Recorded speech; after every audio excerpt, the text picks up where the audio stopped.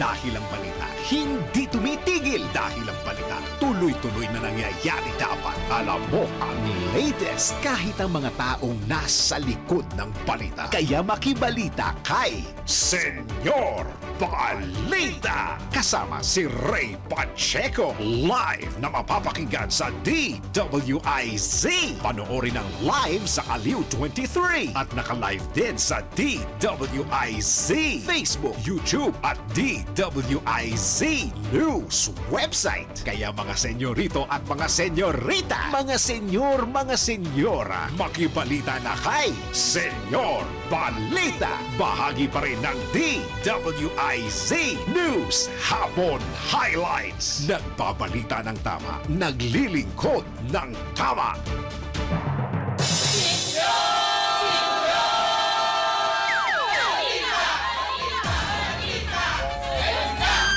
Dali at 2 minutos na po makalipas ang alas 12 ng tanghali. Tapat ngayong araw na ito ng...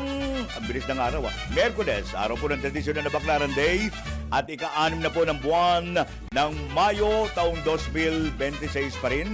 At samahan po ninyo kami hanggang 1:00 ng hapon habang kayo na nananghalian. Tuloy-tuloy ang pag-atid namin sa inyo ng mga detalye ng mga pangunahin natin mga balita at report mula pa rin sa mga kagapay natin ang bumubuo ng reportorial team ng DWIZ Radio Tali 23 TV sa pag-atid namin ang paladuntunang Senyor Balita!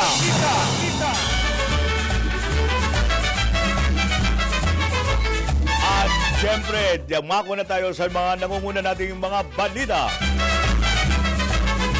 Unemployment rate sa bansa bumaba ayon po sa PSA. Senyor Balita! Founder at CEO ng isang online media network arestado sa pangingikilumano kay dating Speaker Romualdez. Senyor Balita! Investigasyon sa flood control anomalies, tiniyak ni Senador Lacson na magpapatuloy. Senyor Balita! Samantala matapos ang 2 buwang suspension, kapalaran ni Congressman Kiko Barzaga, posibleng desisyon na sa plenaryo ngayong araw na ito. Senyor Balita!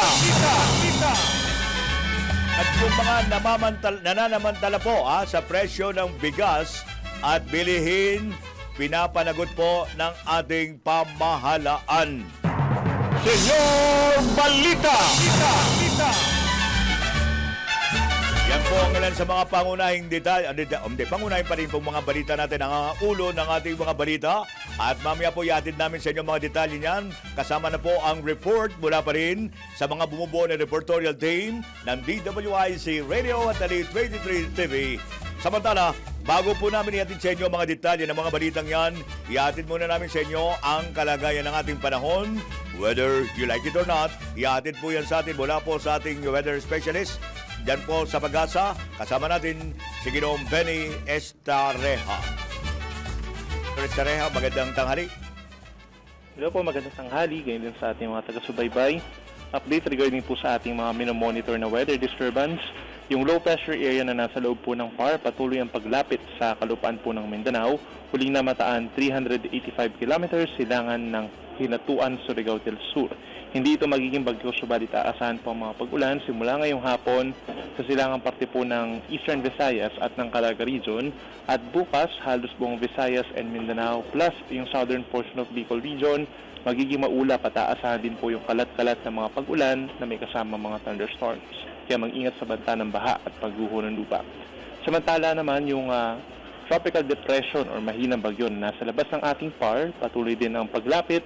2,225 kilometers pa naman sa silangan po ng Mindanao at posibleng pumasok ng ating area of responsibility sa gabi ng Friday or sa araw po ng Sabado. Tatawagin ito na Bagyong Kaloy sa pagpasok niya ng PAR at yung nakikita nating direksyon is moving towards Luzon. Posibleng magdala po ng mga pag-ulan dito sa bahagi po ng Eastern Visayas at Kabikulan by early next week pa naman. And marami pa pong uncertainty, marami pa tayong mga senaryo na posible regarding po sa pagpasok ng Bagyong Kaloy. So lagi po mag-monitor sa ating mga updates. But for now, natitirang bahagi naman ng ating bansa, itong Luzon, tapos many areas pa rin sa may Visayas. Asahan naman yung mainit at maalinsangan na panahon at may tsansa lamang ng mga pulupulong ulan dulot lamang ng easterlies. Yung highest na heat index forecast po natin ay dito sa may Tacloban, Leyte, 45 degrees yung posibleng maramdamang init, habang dito sa Metro Manila hanggang 41 degrees, lalo na po dito sa may Pasay. Yung mga latest mula dito sa weather forecasting ng Pag-asa, Penny Estareja, magandang tanghali. Maraming salamat po, Pag-asa. Mula pa rin sa Pag-asa na hinatid sa inyo ang pinaka-latest na lagay ng ating panahon. Maraming salamat kay Senyor Estareja ng Pag-asa. At siyempre, tuloy-tuloy na po tayo. Matapos po nating mapakinggan ang pinaka-latest na lagay ng ating panahon, dadako na tayo sa pinaka-detalye ng ating mga tampok na mga balita ngayong araw na ito ng Miyerkules, araw ng tradisyonal na Baclaran Day, ika-6 ng buwan ng Mayo. Entra na tayo! Arriba!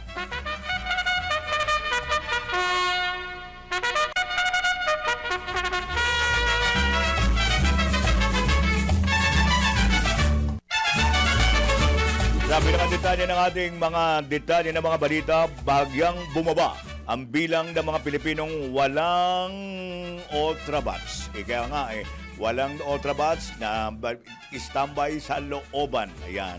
Wala hong trabaho nitong Marso at taong 2026. At batay po sa pinakahuling Labor Force Survey ng Philippine Statistics Authority. Mula po sa 2.66 million noong Pebrero, bumaba na sa 2.58 million ang bilang ng mga walang ultrabats. Edad 15 pataas noong nakaraang buwan. At bunsod nito, tinatayang nasa 5% ang unemployment rate dito po sa Islas de Pilipinas. Ibig sabihin nito, 50 sa bawat 1,000 individual ang walang ultrabats o walang trabaho o pinagkakakitaan ng isagawa po ang naturang survey. Senyor Balita! Samantala, founder at CEO ng isang online media network, arestado sa pangingikilumano kay dating Speaker Romualdez. Ang detalye yatid sa atin ni Patrol 5, Aya Yopango. Aya? Aya? Nakatakdang iharap ngayon sa media o press conference ng National Bureau of Investigation NBI ang naarestong founder at CEO ng isang online media network na si Franco Mabanta, kasama ang misis nito at 3 staff matapos na mangikil kay dating House Speaker at Leyte 1st District Representative Martin Romualdez ng 350 milyon.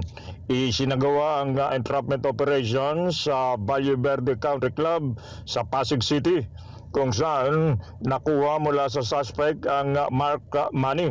Batay sa report, humingi si Mabanta ng malaking halaga ng salapi mula kay Romualdez kapalit ng hindi paglalabas ng umano'y mga video na mag-uugnay sa kanya sa isyu ng flood control. Hindi kinagat ni Romualdez ang alok ni Mabanta at sa halip nagpasya ang dating House Speaker na isumbong ito sa NBI. Dito na isinagawa ng National Bureau of Investigation NBI ang operasyon kung saan nasa kote si Mabanta at ngayon ay naharap sa kasong extortion. Ito si Baton number 5. Ay pang parisang permatado ng lakas. DWIC. Nagbabalita ng tama, naglilingkod ng tama. Senyor Balita! Maraming salamat Aya Yopango. Nagadit sa ating orasan 11 minutos na makalipas ang alas 12 ng tanghali. Samantala, investigasyon sa flood control anomalies, tiniyak po ni Senador Lacson na magpapatuloy. Ang detalye ng balitang iyan ihahatid sa atin ni Sally Ortega Bueno mula po sa Senado. Sally. Magsasagawa pa rin ng malalimang investigasyon ukol sa katiwalian sa flood control projects ang Senate Blue Ribbon Committee. Ito ang tiniyak ni Senate President Pro Tempore Panfilo Lacson na chairman ng committee, bagamat kanya nang naipresenta sa plenaryo ng Senado ang chairman sa progress report na naglalaman ng findings sa isinagawa na serye ng pagdinig ukol sa katiwalian sa flood control projects. Ayon kay Lacson, iimbitahan muli si dating House Speaker Martin Romualdez para mabigyan daan ang kanyang panig at gagawing klarifikasyon ukol sa mga aligasyon na laban sa kanya. Imbitasyon lang anya ang maaari nilang ipadala dahil hindi pwedeng persahin ang dating Speaker na humarap sa Senate investigation batay sa interparliamentary courtesy o respetuhan ng Senado at Kamara bilang magkapantay na institusyon. Ipatatawag naman si dating Congressman Saldico kapag naibalik na ito sa bansa, kasama ang umano'y mga dati nitong tauhan na sina at din na mga nagpakilala ng mga dating sundalo na naging taga-deliver umano ng mali-malitang kickbacks.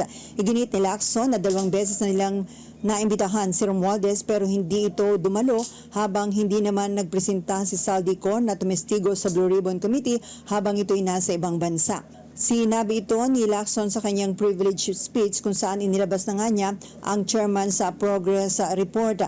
Sa kanyang speech, kabilang sina Romualdez at Co sa hanay ng mga mambabatas at dating mga mambabatas na nirekomenda na imbisigahan pa ng gusto para sa posibleng kasong plunder, corruption at iba pang kaso kaugnay ng flood control skandala.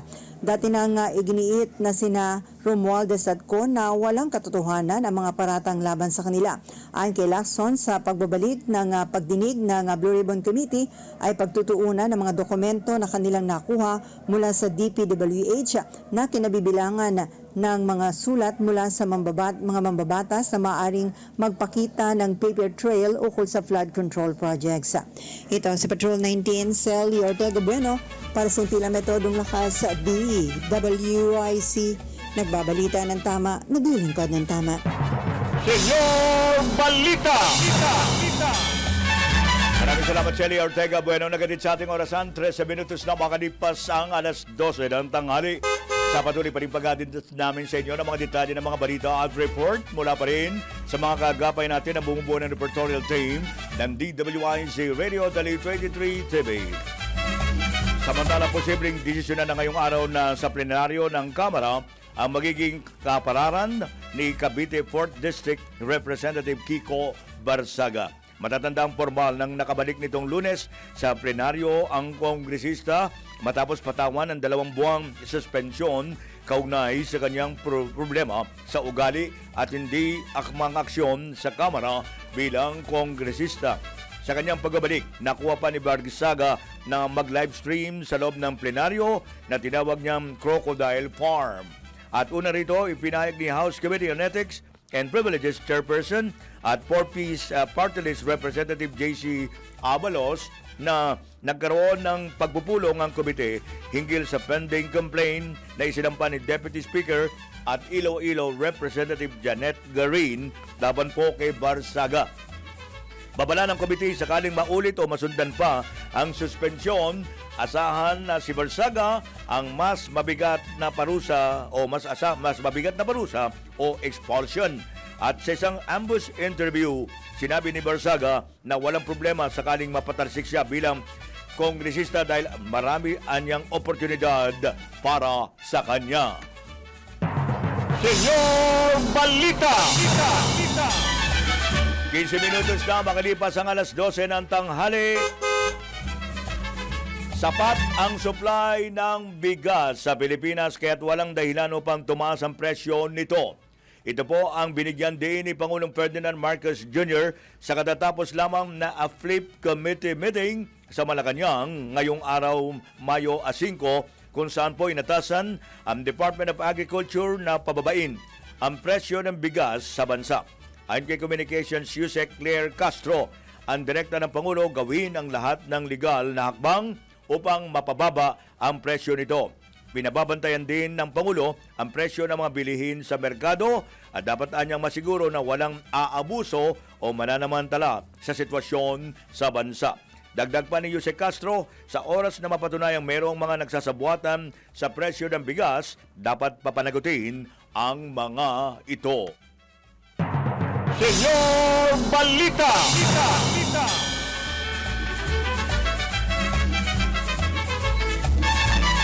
Samantala, iginiit ng ekonomistang si Professor Solita Winnie Monsod na dapat ng patawan ng wealth tax ang mga mayaman upang pondohan ang mga programa ng pamahalaan. Tugon pa ito ni Monsod sa mga panawagang tanggalin ng buwis sa langis at kuryente sa gitna ng State of National Energy Emergency. Ipinunto ng dating National Economic and Development Authority Chief na mababawasan ang pondo para sa mga programa ng pamahalaan kabilang ang mga subsidy kung tatanggalin o tatapyasan ang VAT sa gasolina, diesel at kuryente. You know, those tax revenues are for the revenues of the government, which the government uses to pay for its programs and policies. For example, all the policies for the poor, etc., that comes from tax revenues. So why do you want to reduce your tax revenues? You want to increase your tax revenues, but you don't want to increase your tax revenues by taxing the poor. So where do you increase your tax revenues? You increase your tax revenues by targeting the rich. Tinig ng ekonomista dating NEDA Chief Solita Winnie Monsod sa panayam ng DWIZ. Senyor Balita! May report si Celia Ortega Bueno mula pa rin sa Senado. Panukalang reforma sa party list system sa bansa. Nasa plenaryo na ng Senado. Ang detalye niyan, ihatid sa atin ni Celia Ortega Bueno. Celia? Nasa plenaryo na ng Senado ang panukalang batas na nagsusulong ng reforma sa party list system para magkaroon ng tunay na representation ang mga marginalized sector at maiwasan ang pang-aabuso sa sistema. Sa sponsorship speech ni Senate Committee on Electoral Reform Chairperson Senator Risa Ontiveros sa Senate Bill No. 2090, sinabi nitong ang layunin ng panukala ay tiyakin ang mga party list group ay tunay na kumakatawan sa interes ng taong bayan at hindi ginagamit bilang extension ng mga political dynasty at makapangyarihang grupo. Sa ilalim ng panukala, pagbabawalan ng mga party list nominee na kabilang sa political dynasty, gayon din ng mga kontratista at empleyado ng kumpanyang may kontrata sa gobyerno. Ipagbabawal din ang paggamit ng pangalan ng sikat na politiko o programang panggobyerno sa pangalan ng party list para maiwasan ang panininlang sa mga botante. Mungkahi rin ni Hontiveros na kalahati ng party list seats ay laan para sa mga batayang sektor tulad ng manggagawa, magsasaka, mangingisda, urban poor, kababaihan, kabataan, senior citizens, person with disabilities, overseas workers, at LGBTQIA+ community. Ayon sa Senadora, dapat ding kabilang mismo sa sektor na kinakatawan ang mga nominee at representante para masigurong tunay ang kanilang boses sa Kongreso. Ang natitirang kalahati naman ng party list seats ay nakalaan para sa national at regional political party list organizations na may malinaw na ideolohiya at advocacy.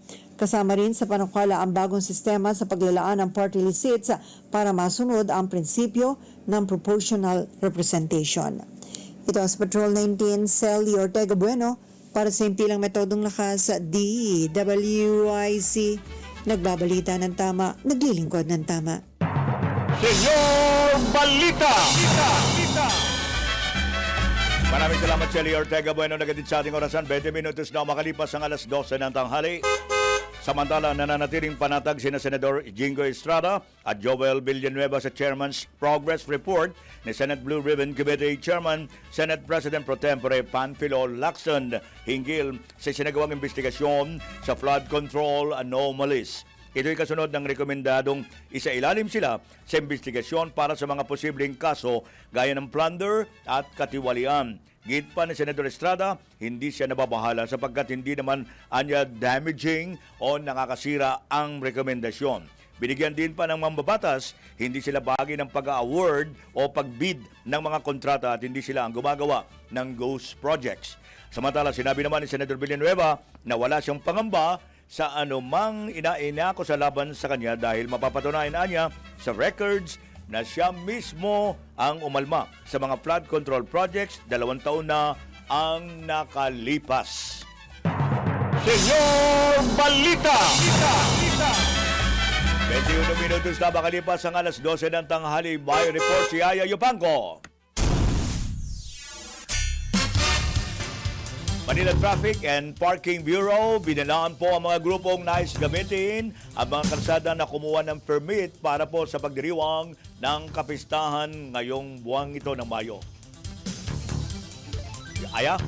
Pinalalahanan ngayon ng Manila Traffic and Parking Business o Bureau ang mga grupong may planong gumamit ng mga kalsada para sa pagdiriwang ng kapistahan ngayong buwan ng Mayo na kailangan muna magsumitin ng formal na request bago siya gawa ang anumang aktibidad.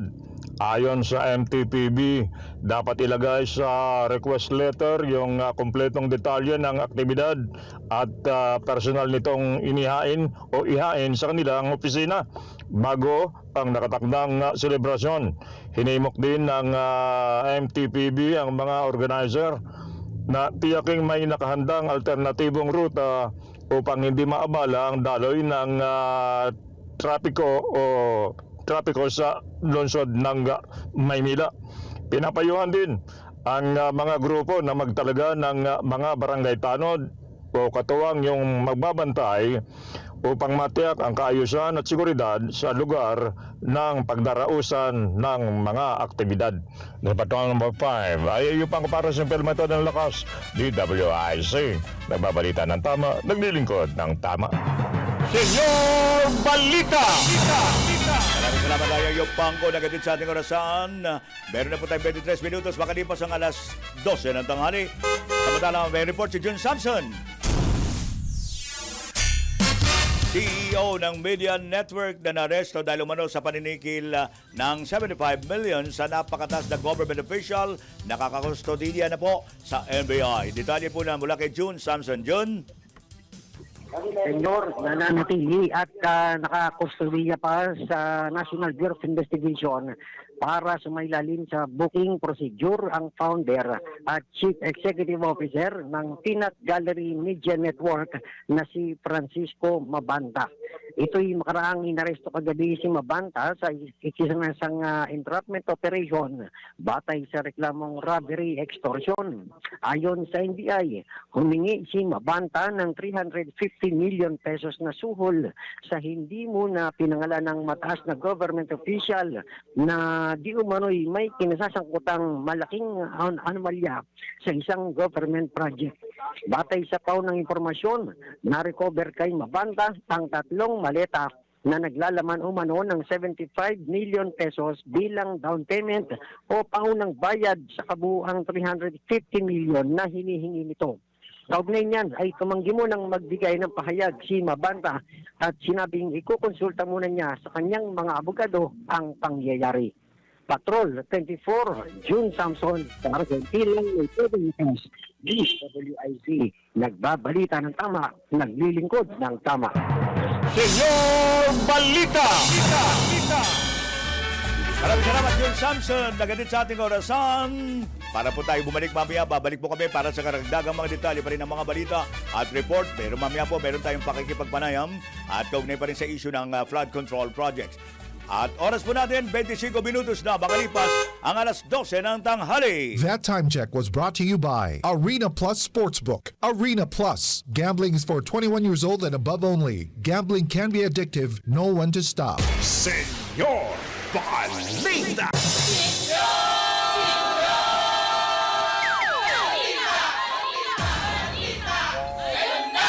Andali at alas 12:30 na po ng tanghali. Habang patuloy pa rin kayo sa inyong pananangalian, tuloy-tuloy pa rin ang paghatid namin sa inyo ng mga balita at report at ganun din po.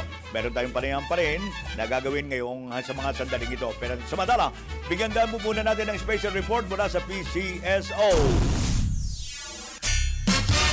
PCSO naglunsad ng libreng sakay sa pamamagitan po ng 2 bagong bus at alamin natin ang detalye niyan mula kay Angelo Baño. Angelo?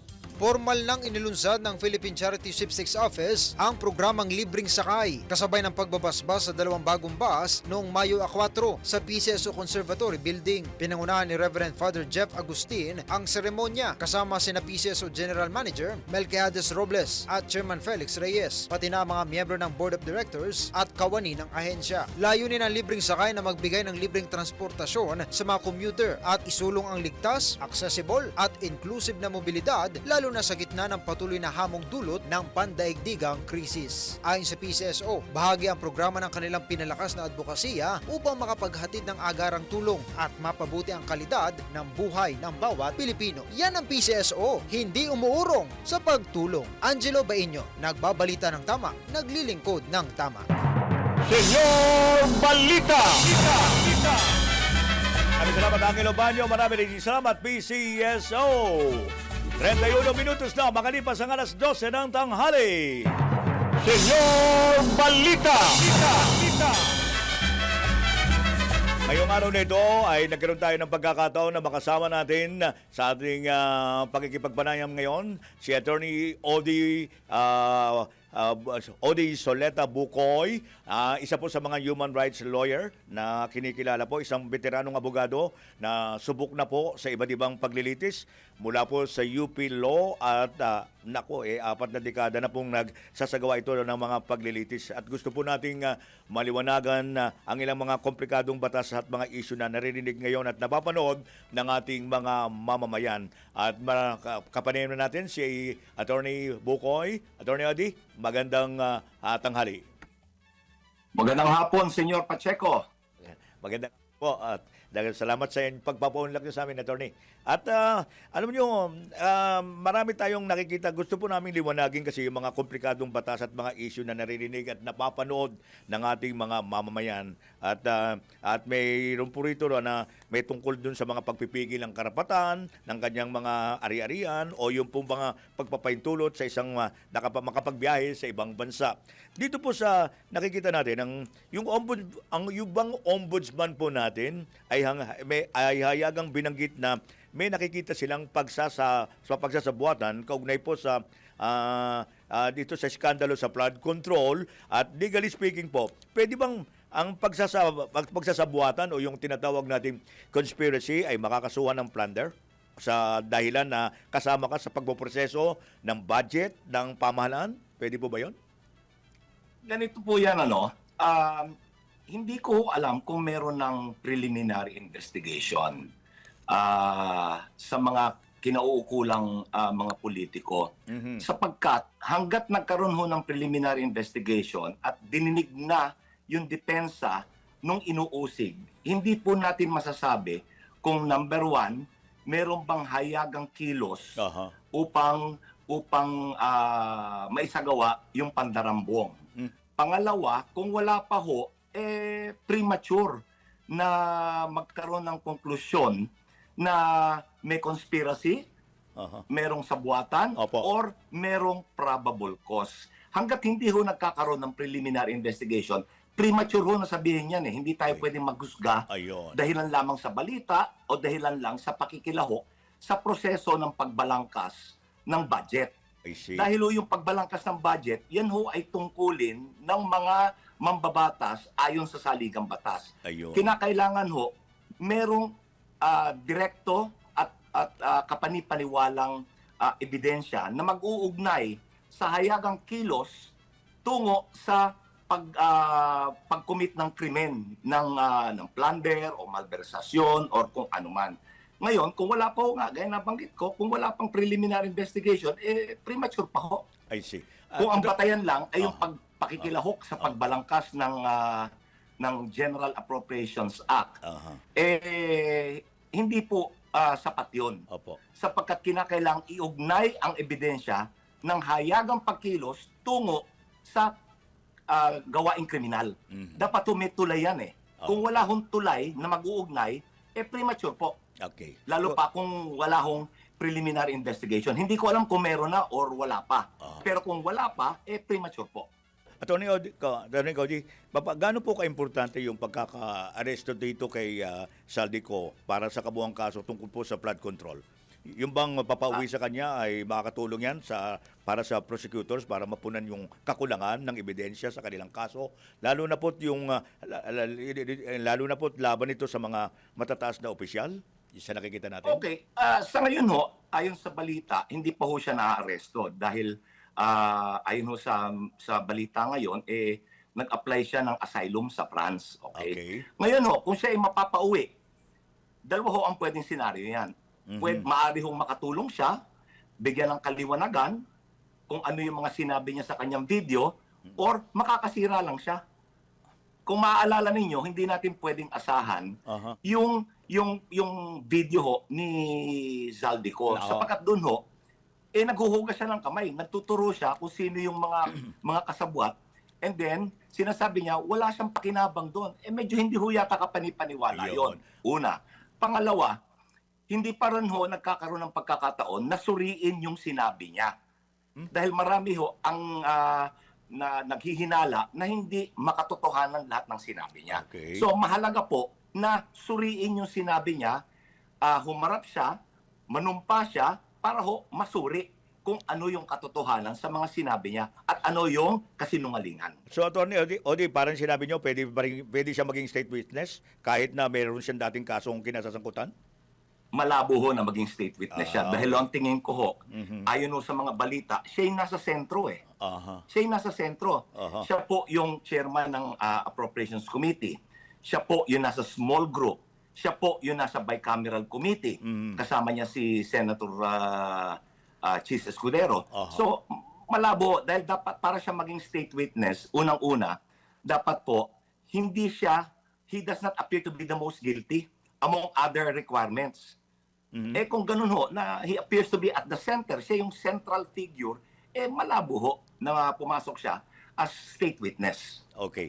Sa ilalim po ng tinatawag nating DOJ standard doon sa tinatawag na yung prima facie evidence o yung katiyakan na merong kasalanan ka, anong uri po ng katibayan ba ang inaasahan ng mamamayan na dapat kang kasuhan ng plunder o pandarambong na naglabag sa pagkakaroon ng yaman?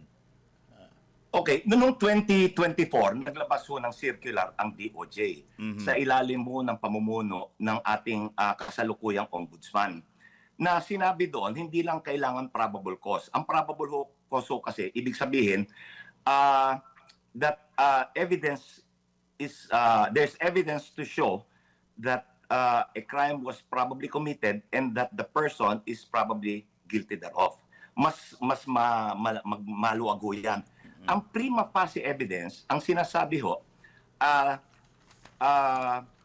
yung ebidensya ay sapat upang patunayan yung katotohanan at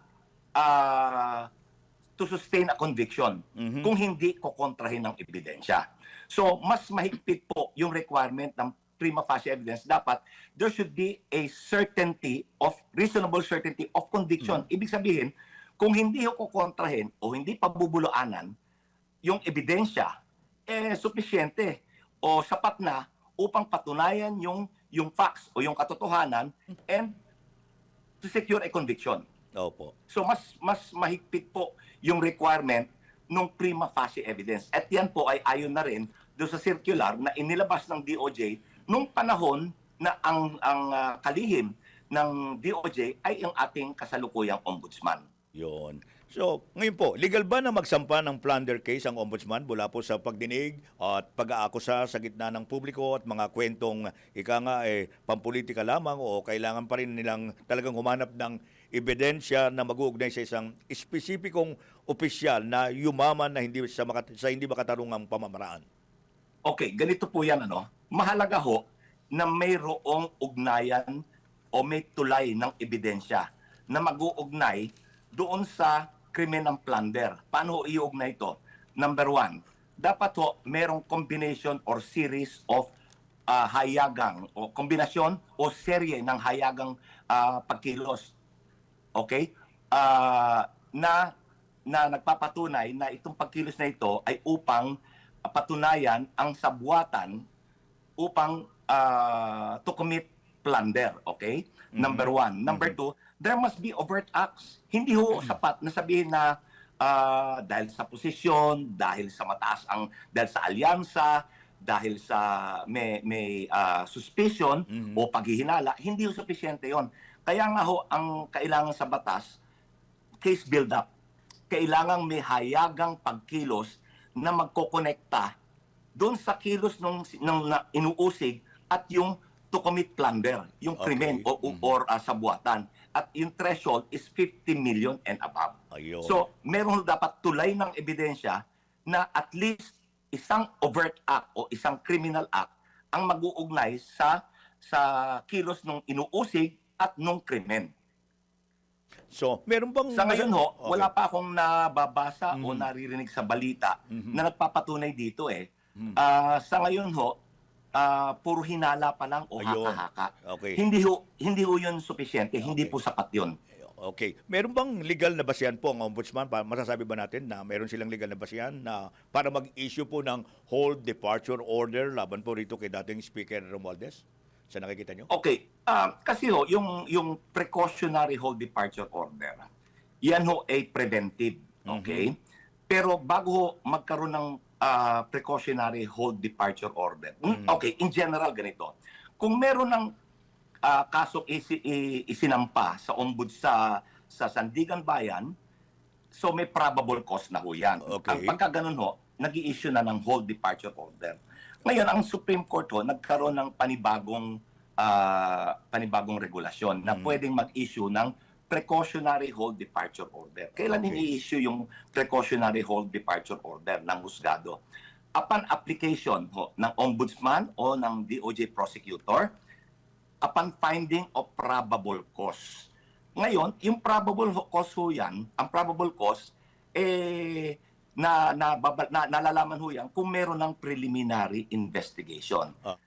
Kung wala pa hong preliminary investigation, again, premature na mag-apply ng precautionary hold departure order sapagkat ang probable cause ho is determined during preliminary investigation. Ngayon, kung hindi pa tapos yung preliminary investigation, pwede na mag-apply.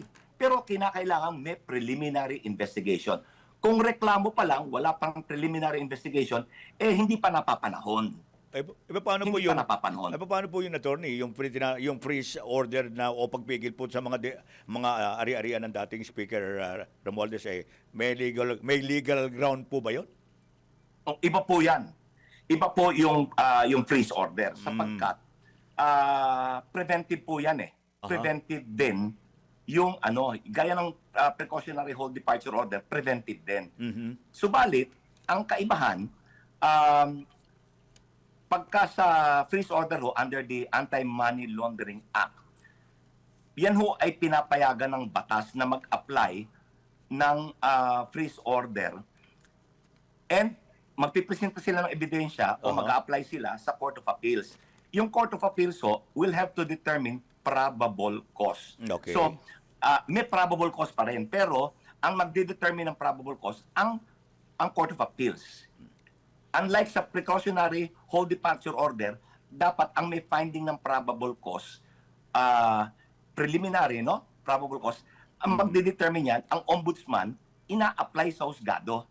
Okay? Yun ang freeze order, kahit na ang obligasyon ng AMLA is to file the application and then magsumite ng ebidensya to show probable cause na ang maghuhusga kung may probable cause ay ang Court of Appeals. Okay. And ito ho, in both sa scenario ho ng precautionary hold departure order, pati yung sa AMLA, yung freeze order, precautionary pareho yan. Okay. Yung AMLA ho is to prevent dissipation or concealment of assets. Hindi ho ibig sabihin yan, guilty na yung may-ari ng account, yung inuusig. Just like sa precautionary hold departure order, hindi ibig sabihin guilty na. Kasi probable cause Yun sa AMLA, this is directed towards the asset or the property or the account. Okay? Hindi ho yan sa tao. It is directed upon the assets. Okay. So, ngayon po, ito pong Independent Commission Infrastructure, ito pong ICI, natapos po itong komisyon ng ilang buwan lang nilang fact findings, yan po, kung matatandaan natin. Nahinto po ito Yes. at may kakulangan pa sa mga inirekomendang kaso laban po kay dating Speaker Romualdez. Sa halip, pumiling po ito ng karagdagang investigasyon. Paano po ito maayos ng ombudsman sa nabitin na paghahanap pa ng mga ebidensya? Okay. Ang naalala ko ho, dun sa rekomendasyon ng Independent Commission for Infrastructure, meron silang mga rekomendasyon laban sa ilang mambabatas na sinasabi, ang rekomendasyon nila, filean ng mag-preliminary investigation na at file at magsumite na ng reklamo.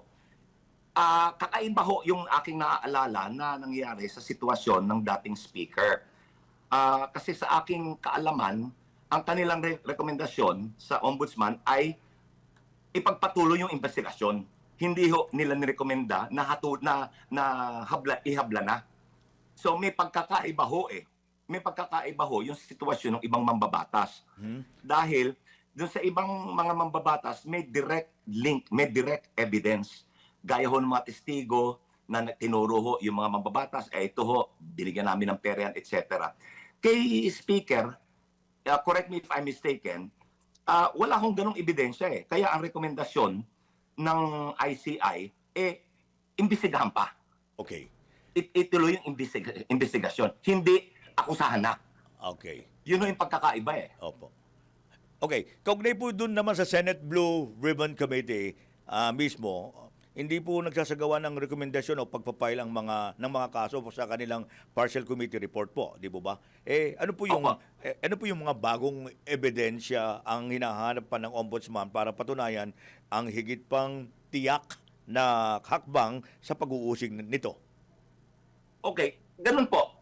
Gaya nabanggit ko, kailangan nilang hanapan ng ebidensya showing a direct link, direktang kaugnayan. Yung kanilang inaakusahan. Hanggat wala hong direktang kaugnayan na ipapakita, hilaw po yung kaso. Gaya nabanggit ko, wala akong naalalang direct evidence pa na inilahad Yon. Puro po pa lang hinala. Puro hinala lang Haka-haka at kuro-kuro pa lang. Haka-haka. At kuro-kuro pa lang po Pagpapalagay. naririnig namin Oo, marites. Kumbaga. Hindi ho sapat yun Dahil mahigpit po yung panuntunan ng batas. Dahil maalala nyo, pag ito po ay isinakdal, kung i-file ho ito, ang posible hong maging pataw dito ay life imprisonment Hindi ho basta-basta, hindi ho biro-biro yan Kaya kinakailangan matibay yung tulay ng ebidensya. Matibay dapat. Well said, Attorney. Palagi ko, nagkaroon kami ng konting liwanag dito sa mga ilang komplikadong mga issue na lumilitaw ngayon. At marami po salamat sa inyong pagpapaunlak sa amin dito po sa aming palatutunan sa Senyor Balita, Attorney. Salamat po sa inyong paanyaya, Senyor Pacheco. Salamat din po, salamat. Mga kaibigan, ang ating magiting na attorney, si Attorney Antonio Odi Soleta Bucoy. Nagatid sa ating orasan, 48 minutos na. Makalipas ang alas 12 ng tanghali. Senyor Balita!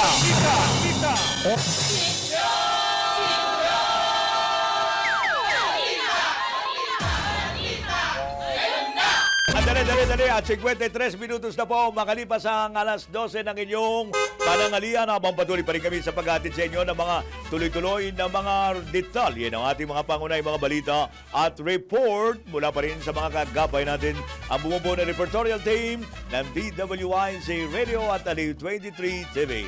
By report, si po Jopel Pelenio.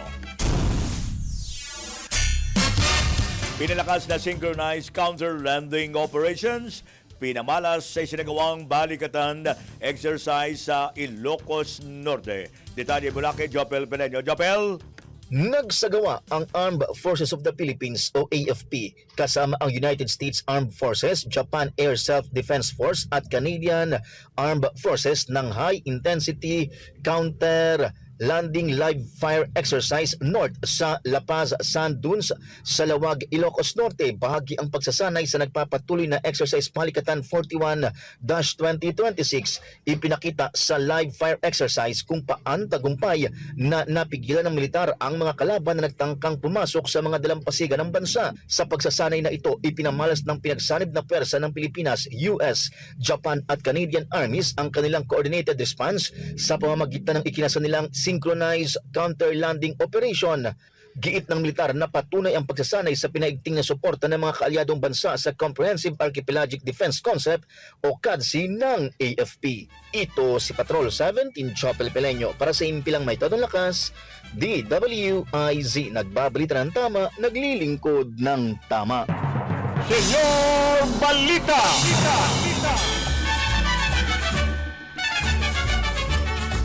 Maraming salamat ang ating kasamang si Jopel. Nagadit sa ating orasan 55 minutos na makalipas ang alas 12 ng tanghali. Samantala may paalala lang po ang PAGCOR upang sugpuin na lumalalang kaso ng iligal na online gaming sa bansa at protektahan ang mga manlalaro laban dito. Inilunsad na po ng Philippine Amusement and Gaming Corporation o PAGCOR ang PAGCOR Guarantee website.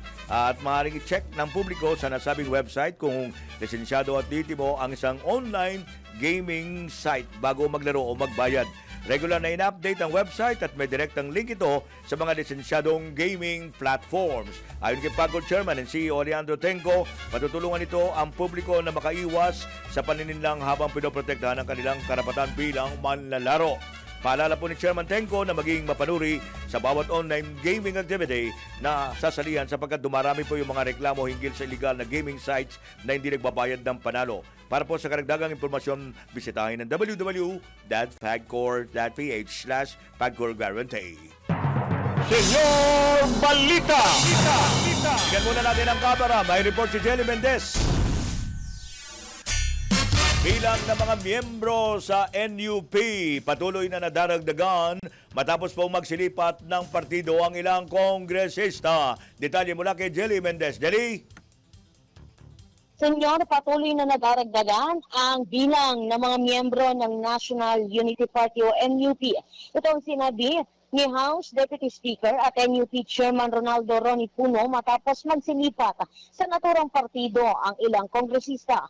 Ayon kay Puno, nasa 55 mula sa dating 43 ang miyembro ng NUP at mayroon pang mahigit 20 aplikante na nais ring mag-apply sa partido. Sinabi ni Puno na maaari pa silang tumanggap ng 4 hanggang 5 para limitahan at maipako lang sa 60 ang kabuuang bilang ng miyembro ng partido. Anya, hindi nila ikukonsidera sakaling may mag-apply sa kanila na manggagaling sa Partido Federal ng Pilipinas bilang paggalang at suporta na rin kay Pangulong Ferdinand Marcos Jr. Kinumpirma ni Puno na mayroon silang tinanggap mula sa Partidong Lakas CMD, kabilang na ang 3 kongresista ng Maynila na kinabibilangan ni na Representatives Joel Chua, Ernesto Ernix Junicio at si Irwin Cheng.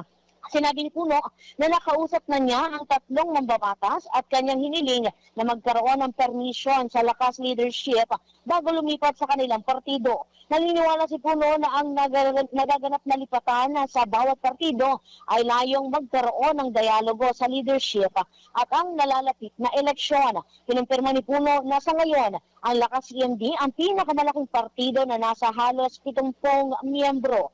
Sinundan ito ng kanilang partido ang NUP na nasa 55 at ang party list group na nasa 63 at ang pinakauli yung Partido Federal ng Pilipinas kung saan nga kinabibilangan nito ni Pangulong Marcos na nasa 51. Ito si Patrol 30. Jelly Mendez nag-uulat para sa impilang may todong lakas sa DWIZ. Nagbabalita ng tama, naglilingkod ng tama. Senyor Balita! Salamat, Jelly. Samantala, may pahabol na report tayo mula sa Palasyo ng Malacanang. Halagang papel ng media upang may paunawa sa buong mundo ang kahalagaan ng magiging resulta ng ASEAN Summit, kinilala ng Malacanang. Detalye mula kay Gilbert Perdes. Gilbert? Binigyan din ni Presidential Communications Office Secretary Dave Gomez ang kalagahan ng papel ng mga nasa media. Kaugnay po yan ng ASEAN Summit.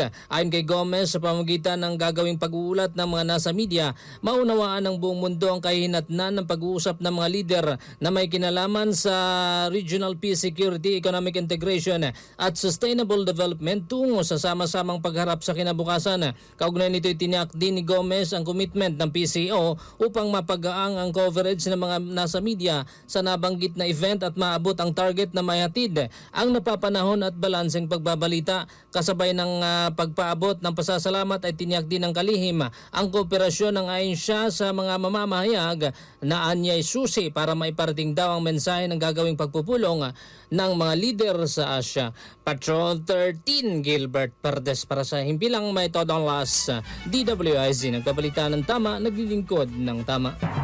Senyor Balita! Salamat at sumay niyo po ang kabuang detalye ng ating mga tampo at mga pangunay mga balita ngayong araw na ito ng Miyerkules, araw ng tradisyonal na Baclaran Day, Mayo 6 na po. At siyempre, bago po kami tuluyang magpaalam, patama ko tayo